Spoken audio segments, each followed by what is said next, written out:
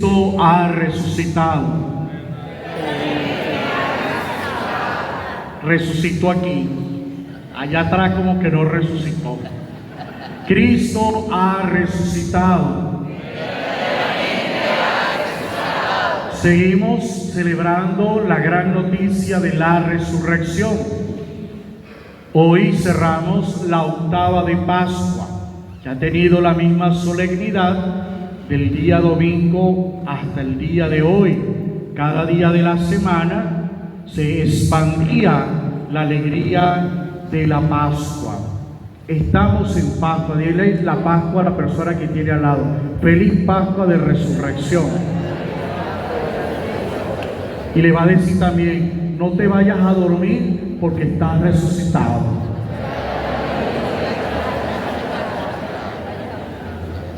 Los textos que hemos escuchado son interesantes.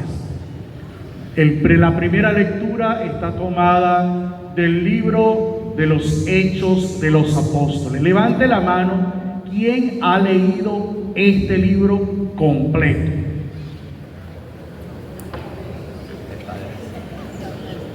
Ay, madre mía. Dígale a que tiene al lado, tú eres un flojo porque no lees la Biblia. Y también le va a decir, yo también soy flojo porque no la he leído. Hay que leer la Biblia porque es la única manera que nosotros podamos comprender la fe. Si no conocemos la fe, entra la duda. Hay que conocerla. Dicen por allí, no se ama lo que no se conoce, ¿verdad? El libro de los Hechos de los Apóstoles es el bloque de las Sagradas Escrituras que hace referencia a las primeras comunidades cristianas, aquellas que han vivido la experiencia de la resurrección, donde se expandió el Evangelio, donde se vivió el martirio de los primeros cristianos, y allí cita la experiencia de resucitado. Jesús había resucitado según los evangelios. Los evangelios van a colocar solo 40 días que Jesús estuvo con los discípulos. Luego de los 40 días va a colocar la ascensión. Cristo sube a los cielos. ¿Y qué queda en la iglesia? La experiencia del Pentecostés. El Espíritu Santo hasta la actualidad que rige y guía a la iglesia de Cristo. Este libro tiene los discursos de Pedro y tiene las experiencias cristianas. Nosotros nos hacemos llamar cristianos, ¿sí o no? Sí. Levante la mano los cristianos que están aquí presentes. Los cristianos católicos. Ajá, muy bien, bajen la mano. Dice allí, comienza así el texto, que los cristianos, esos primeros cristianos, comenzaron a poner todos sus bienes a disposición de los apóstoles. Fue lo primero que hicieron después de la resurrección de Jesucristo. Poner todos sus bienes a disposición de los discípulos. ¿Por qué? Porque había una gran necesidad que había que dar respuesta, y era la necesidad de los pobres. Estos siempre han estado. Cuando los discípulos tienen la experiencia de la resurrección, saben que hay una esperanza y hay un mandamiento que hay que cumplir. ¿Cuál fue el mandamiento que Jesús le dejó? ¿Cómo? Ámense los unos como yo. Muy bien. Ámense. Los discípulos dijeron, el maestro nos dejó un mandamiento: el amor. ¿Qué hacemos con los pobres? Porque si hay que amar, no solamente nos vamos a amar entre nosotros los apóstoles, sino que hay que amar al otro, porque ya eso estaba en la ley de Moisés, amar a Dios sobre todas las cosas. Y cuando Jesús le habla a la multitud, le dice: hay un segundo igual a este, amarás al prójimo como a ti mismo. Entonces, el centro del Evangelio de Jesús es el amor. ¿Qué vamos a hacer con los pobres? ¿Y qué hizo entonces la iglesia primitiva? Comenzó a recaudar todo. Cada quien iba y decía: yo tengo casa, tengo terreno, tómenlo. Una sola administración. Vamos a leer más adelante en el libro del Hechos de los Apóstoles, cuando ya Pedro dice: nosotros no nos podemos encargar de esto. ¿Nos encargamos de predicar o nos encargamos de administrar? No podemos hacer las dos cosas a la vez. Vamos a nombrar a 7 hombres dignos y nacen los primeros 7 diáconos de la iglesia, encargados de la administración de los bienes de la iglesia, y específicamente los pobres. Pero eso suena bonito como ideal, poner todo en común. Eso trajo problema. ¿Por qué trajo problema? Porque no es fácil abandonar todo. No es fácil decir: yo voy a seguir a Jesús, yo voy a seguir este grupo de hombres que Jesús instituyó como apóstoles y voy a poner todos mis bienes en sus manos. Lo más difícil de la iglesia son los bienes.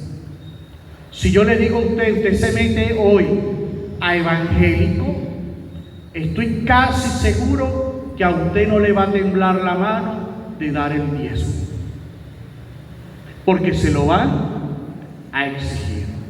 Y el diezmo es el 10% de todas tus ganancias.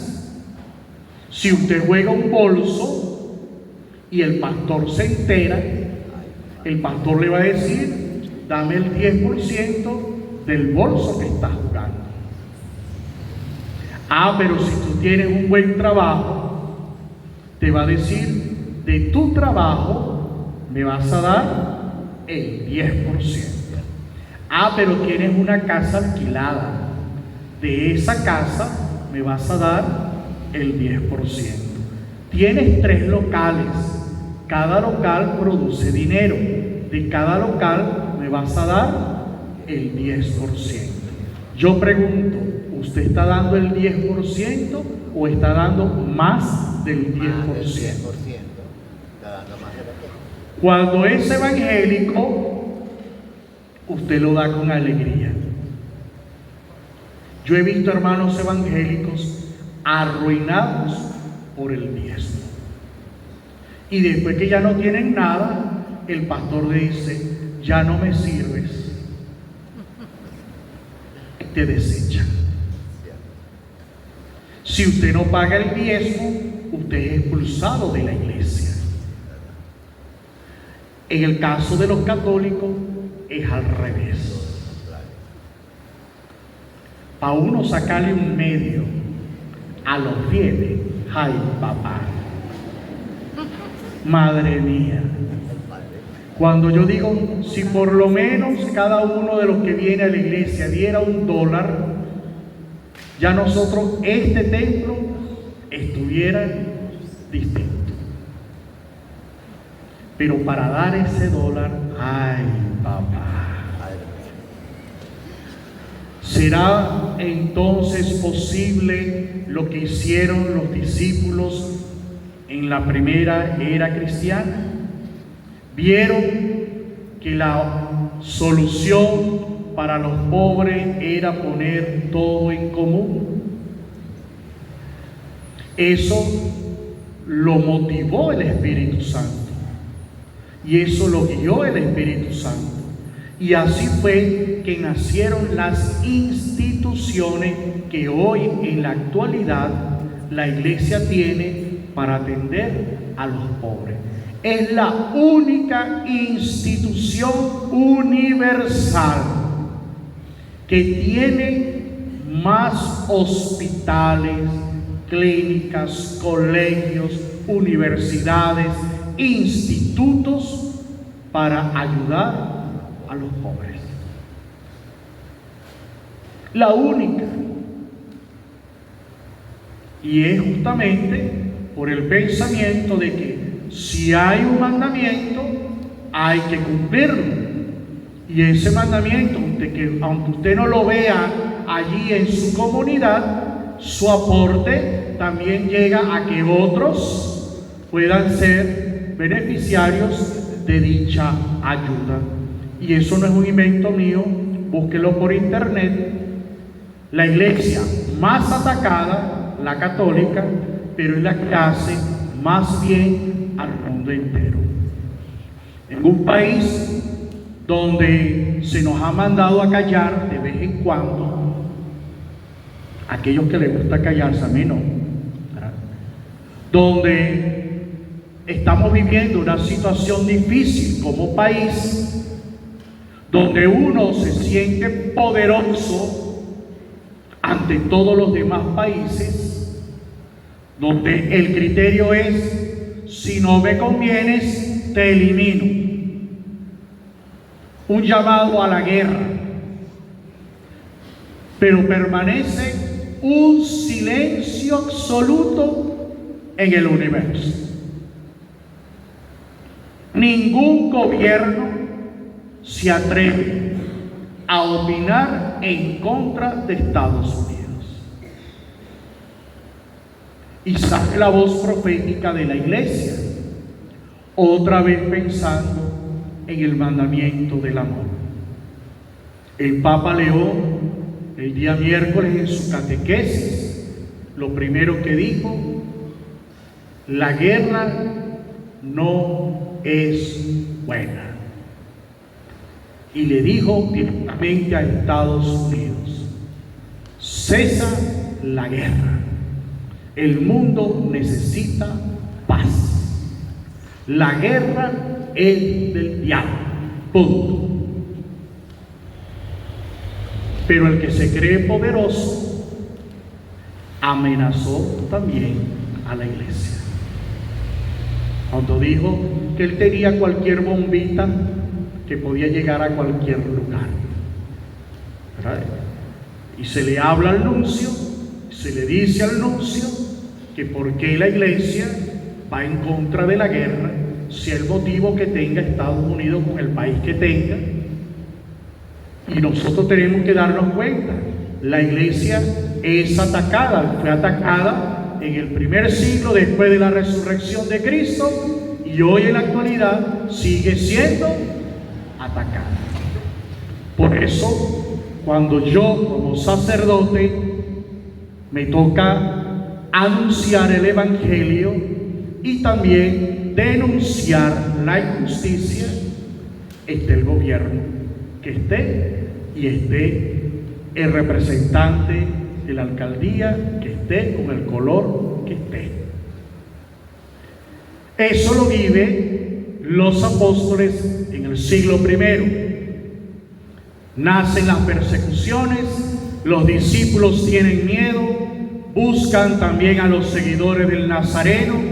Estos están proclamando que Él vive. Y el discurso de Pedro es: el mismo que fue crucificado ha resucitado. Es el mismo, no es otro. Tiene señales concretas. Y ahí entra el Evangelio de San Juan, el texto que hemos escuchado hoy. Dice: los discípulos, por miedo a los judíos. ¿Por qué tienen miedo a los judíos? Porque los judíos están buscando a ese grupo llamado cristiano para matarlos. Ellos se encierran en el cenáculo, una habitación bajo tierra, con las puertas cerradas, y allí oran. allí celebran el ágape, allí celebran la Eucaristía. Y dice el texto, estando cerradas las puertas, entró Jesús. Primera enseñanza. Jesús llega a cualquier lugar. Pídele a Jesús entrar a tu corazón. Pídeselo. Señor, ven a mi vida. Aunque no sé cómo orar, no sé cómo dejarte entrar, no sé qué va a pasar, yo quiero que hoy tú entres a mi vida. Y estando allí Jesús en medio de los discípulos, lo primero que pronunció fue: paz a ustedes. Porque aquellos discípulos estaban chorreados. Tenían miedo, tenían pánico. Es como que si alguien le dijera: vamos a ir a Montalbán y vamos a matar a todos los católicos de Montalbán. ¿Qué va a hacer usted? ¿Esperarlo en la plaza? Subirán ese peñón y llegarán a tenerla por allá corriendo. Porque es que da miedo. Nosotros hemos vivido el miedo por situaciones políticas y por situaciones hasta de salud, cuando la pandemia, que fueron duros, cuando uno veía a familiares enfermos y morían y nadie sabía la situación y había como pánico y uno no sabía ni cómo responder a esa situación. Bueno, así estaban los discípulos. Allá afuera nos están buscando. Vamos a quedarnos aquí encerrados. Y Jesús le dice: paz. Ante la tribulación, ante el desespero, ante los problemas y la angustia, el hombre tiene que tener paz. Y yo soy la paz. Recordemos el Evangelio de la infancia, el Evangelio de San Lucas, con el nacimiento. Este es príncipe de paz. Dice que sopló sobre ellos el Espíritu Santo. Eso hace referencia al texto del Evangelio, el texto de Génesis. Cuando Dios creó todas las cosas, ¿qué hizo para darle vida a las cosas? Sopló. Sopló sobre ellos el aliento y entró el Espíritu Santo y dio vida a todas las cosas creadas. Ese texto hace referencia a la nueva creación, aquello que había dicho Jesús a Nicodemo: tienes que nacer de nuevo, tienes que nacer del Espíritu Santo. Bueno, eso que hizo Jesús allí fue: yo ahora los hago hombres nuevos. Tienen la gracia del Espíritu. Los discípulos no habían experimentado el Espíritu. Habían experimentado era el encontrarse con el Hijo, segunda persona de la Trinidad. Pero Jesús abre las puertas para que ellos experimenten la gracia del Espíritu Santo. Y estos le van a recibir y los van a impulsar a anunciar el Evangelio. Pero dice el texto que ahí faltaba un discípulo. ¿Quién era? Tomás. Tomás era el que faltaba. ¿Cuántos Tomás hay aquí presentes? Yo recuerdo que la homilía del Jueves Santo, la del viernes, yo pedía que pudiéramos identificarnos con cada uno de los personajes de la pasión. Con la Dolorosa, con San Juan, con Simón, ¿verdad?, con los discípulos, cuál fueron su papel allí alrededor de la pasión. Hoy podemos nosotros identificarnos con Tomás, el hombre que se había separado del grupo de los 12, no estaba en el cenáculo. Y allí los datos son interesantes. Si usted ora en comunidad, permanece en comunión. Si ora solo, puede perderse en el camino. Tomás no estaba. Jesús les dejó a los apóstoles: perdonen todos los pecados. Pecado atado aquí queda atado allá. Pecado desatado aquí queda desatado allá. Les da a los apóstoles el segundo poder espiritual. Hay dos nada más.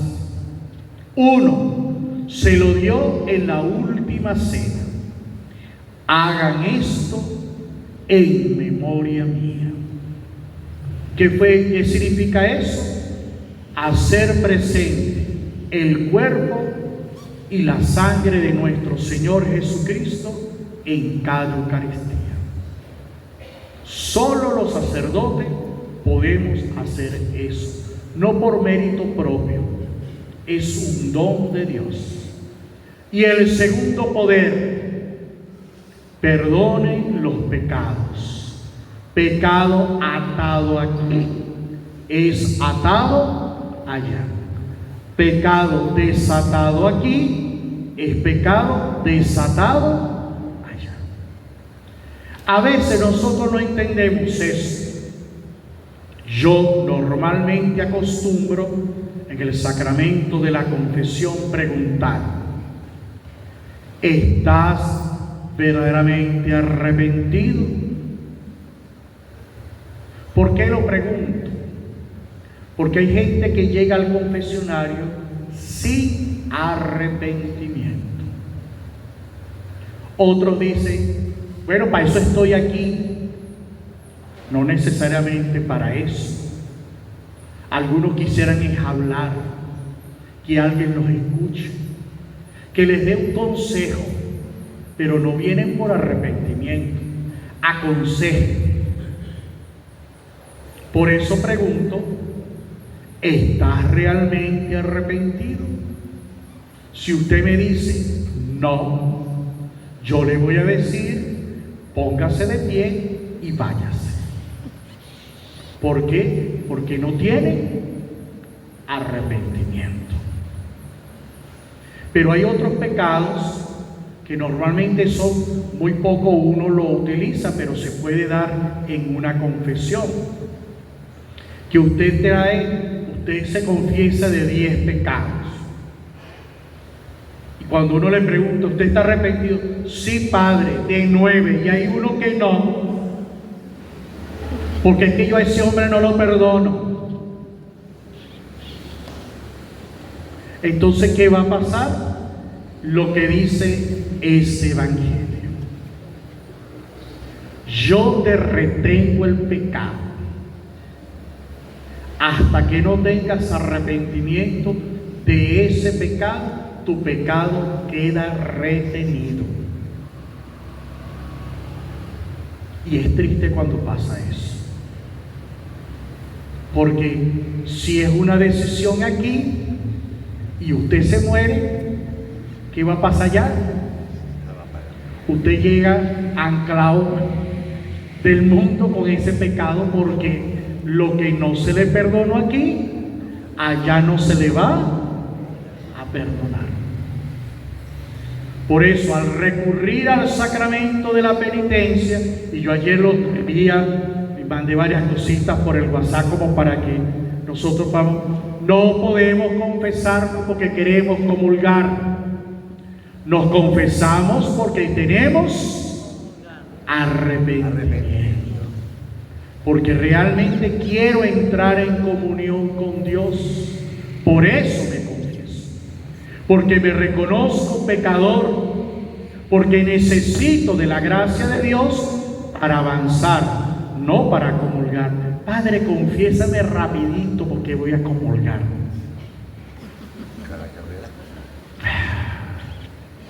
Mala confesión, mala intención, ¿verdad?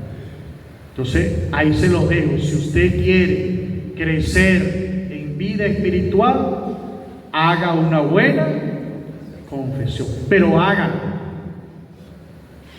Porque hay algunos, yo ya llevo 7 meses aquí, y hay unos que todavía no han pasado por la confesión. Ya uno va conociendo sus fieles. Entonces, confiésese, no le tenga pena. Yo no golpeo ni maltrato a la gente en el confesionario, ¿verdad que no? No me gusta eso. Pero vaya a la fuente de la misericordia y reciba misericordia en el confesionario. Después de eso, dice el texto del Evangelio, 8 días después de la Pascua, específicamente hoy, 8 días después de la Pascua, están nuevamente reunidos los discípulos en cenáculo, con las puertas cerradas por miedo a los judíos, pero estaban ahora completos. Y aparece Jesús y les vuelve a decir: paz a vosotros. Tomás, ven acá.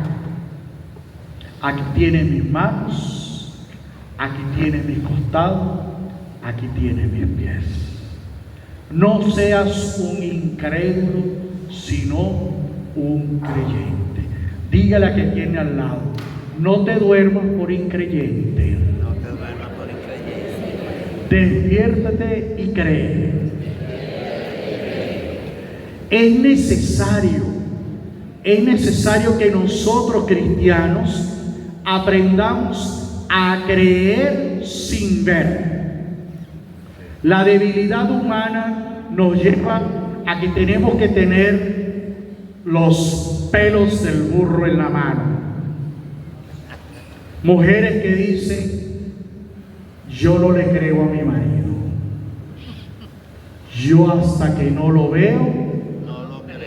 Y el marido le dice: yo voy a dejar de beber. ¿Qué dice la mujer? Hasta que no lo veo.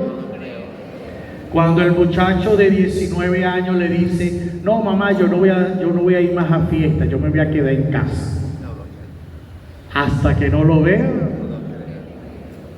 Somos incrédulos. Pero ¿qué es la fe?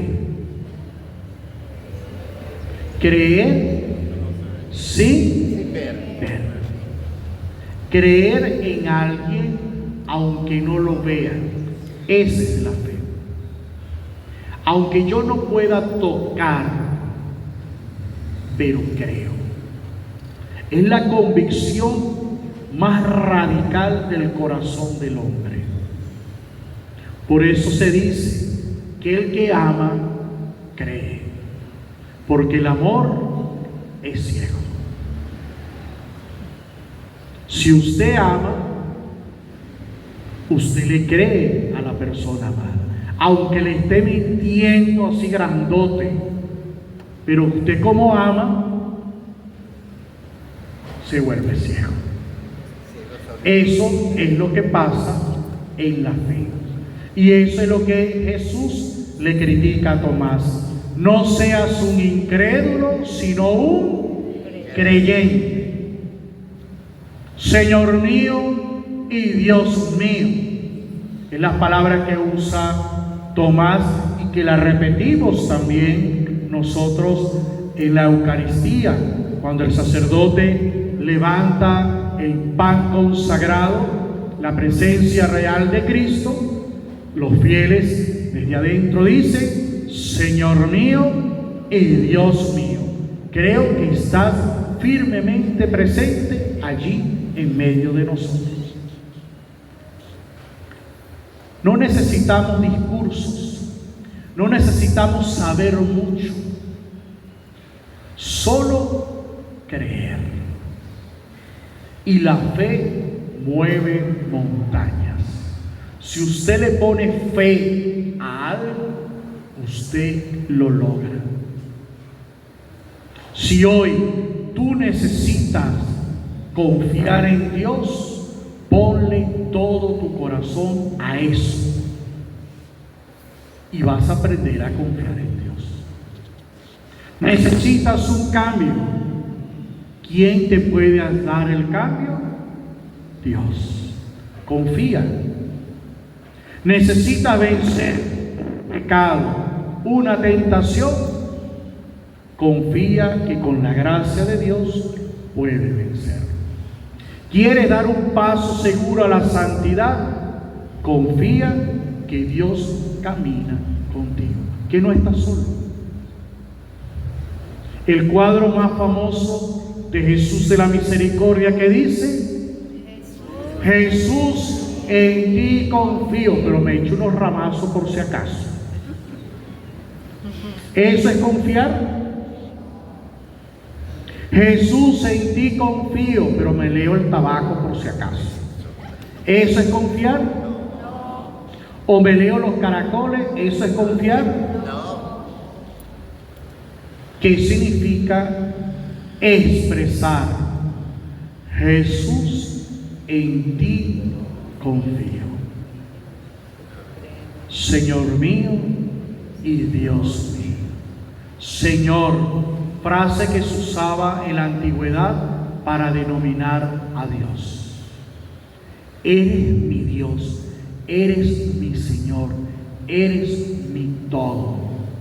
El texto no dice que Tomás fue a meter el dedo o a meter la mano en el costado.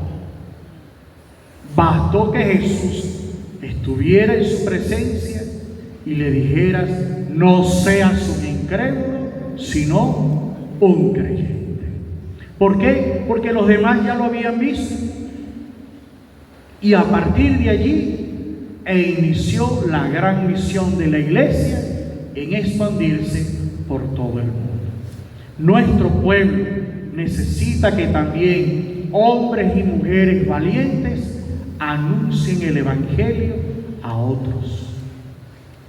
Debemos hacer una gran jornada de evangelización, casa por casa, anunciando el evangelio, anunciando la alegría de la resurrección, diciéndole a los hermanos: Jesús es el Señor, Jesús dio la vida por ti. No decirle: mira, ¿desde cuándo tú no te confiesas? Te vas a ir al infierno si no te confiesas. No. Decirle: Jesús te ama, Jesús entregó su vida en la cruz y resucitó porque te ama, porque te quiere ver feliz. Hay muchos hermanos alejados de la fe, no de religión, no quisiera tocar ese tema, pero sí alejados de la fe. Muchos hermanos que dicen: es que yo amo a Dios, pero no se acercan a la fuente de la misericordia. Yo amo a Dios, pero tienen tiempo que no comulgan porque no se han confesado.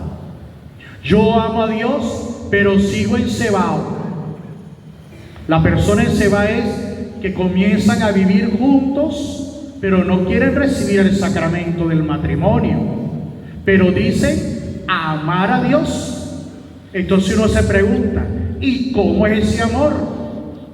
¿Amor a conveniencia? Porque si es un amor auténtico, échese a la piscina y comienza a nadar. Con la gracia de Dios y con la confianza en Dios. Padre, que no tengo para comprar una casa, ¿qué voy a hacer? ¿A dónde la voy a llevar? Piensa eso antes de irte a la cama, porque se quiere vivir como adulto, pero no se quiere asumir la vida como un adulto. Y es triste eso. Uno tiene que asumir: yo soy un adulto ya, yo tengo una mujer o yo tengo un hombre, pues yo voy a, veré dónde me meto, alquilado, veré cómo hago, trabajaré el doble, buscaré otro trabajo, pero voy a asumir mi responsabilidad. Porque ahorita está la moda de que tú vives en tu casa, yo vivo en la mía. Tú feliz, yo feliz. De vez en cuando nos vemos y aquí no ha pasado nada. ¿Y dónde está el temor de Dios? Si el Señor te llama en esas condiciones, su gracia se desborda. Pero el que no la quiere recibir, no la quiere recibir. Dios no violenta al hombre. Dios siempre espera que el hombre libremente abra las puertas de su corazón y Él entra y transforma totalmente al hombre. Entonces, se los dejo allí para que puedan justamente discernir lo que significa Jesús en ti confío.